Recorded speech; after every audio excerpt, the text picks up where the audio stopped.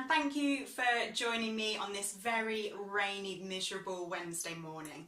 But basically I just wanted to check in with you guys about a recent Instagram post that I wrote about me trying to follow more of a plant-based diet and what some people call a flexitarian diet, or whatever you want to call it. So yeah, basically what I'm trying to do is I'm trying to reduce my meat intake and to rely more on kind of plant-based foods to fuel me throughout the working week. And then on the weekend maybe to introduce some higher quality protein into my diet. And the reason why I'm doing this is, you might have seen on the news this week, is that David Attenborough was at a really big conference where they were discussing climate change. And basically what they're trying to do is that, like, between now and kind of 2030, they're looking to try and see whether the world as a whole can reduce its emissions by 45%. And by doing this, hopefully we'll only see an increase of like 1.5 degrees in the world. Basically, so we should be going down with our emissions, but what they've actually seen is, although it's been steady for the last 4 years, we're actually starting to creep up again. So we're at a point now where we really have to make some changes, otherwise we don't know what's going to be left of our world. So what I'm going to try and do is reduce meat intake.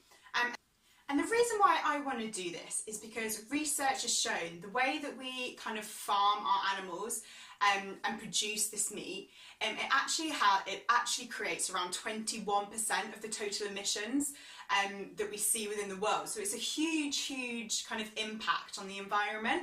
So by replacing meat with plants instead, we can hopefully try to reduce our emissions. But as a nutritional therapist, I wanted to give you some tips really about how you can make sure that by reducing your meat intake, that you can still get all the goodness that you need.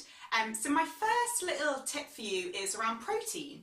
And sometimes people think, oh, well, if I'm not eating my steak, I'm not eating my chicken, how am I going to get the protein that I need? Maybe if I am working out and I want to build muscle.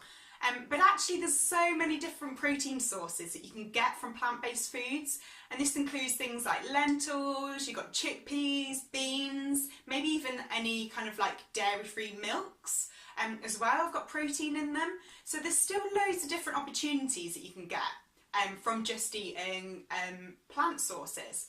Another thing is iron. So you've got two types of iron. You've got your iron from your meat sources, which is your heme iron, and you've got your plant-based sources, which is your non-heme iron.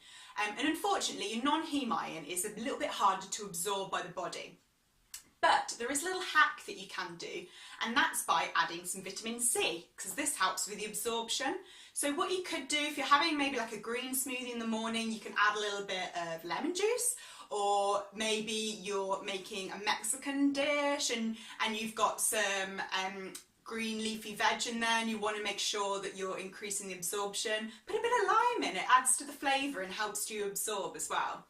Another thing maybe is omega-3s. So some people think that, oh, well, if I'm not eating fish, how am I going to get omega-3 into my diet? But you can actually get things like that from chia seeds. So it might be that you want to start sprinkling some chia seeds in your porridge, or maybe you want to make some chia pudding, which is really delicious, that you can have as a snack or as a pudding. So yeah, basically they're the changes that I'm going to be making, and I really hope that you might want to join me on this little experiment really, but also lifestyle change. And I'm really excited that I won't be relying anymore on just kind of your meat and two veg boring meals, and actually I'm going to have to be creative with my food and try different flavours and maybe do a bit more planning, but create these amazing vegetable based foods. So like I mentioned, I'm going to try and make sure that it's seasonal veg to again reduce my impact on kind of like air miles and things like that. But I would love for you to join me as well. And I feel like it does sound doom and gloom, but actually it's a really exciting way that we as individuals together can make an impact, and you can make an impact. And it's exciting that actually by doing little things in every meal, you can actually help to create a safer and a healthier future for the next generation. So what I'd love for you to do, I'd love you to follow me on Instagram, so it's @mind_nourishing, where I'll be sharing recipes, I'll be sharing my journey through my Instagram stories, and I'd love you to communicate what you're doing and maybe share and help me with this journey as well. So yeah, make sure you subscribe to this channel for more videos, hopefully like this video, share it with your friends, and maybe challenge your partner or your friends to join you on however it is that you want to do this, whether it's you just have one meat-free day of the week, whether you go Monday to Friday meat-free, or maybe you want to just say, actually, I'm going to be totally meat-free, and that is incredible. So thank you ever so much for joining me. I hope to speak to you in the future, I hope to connect with you at some point, and yeah, thanks ever so much for your time.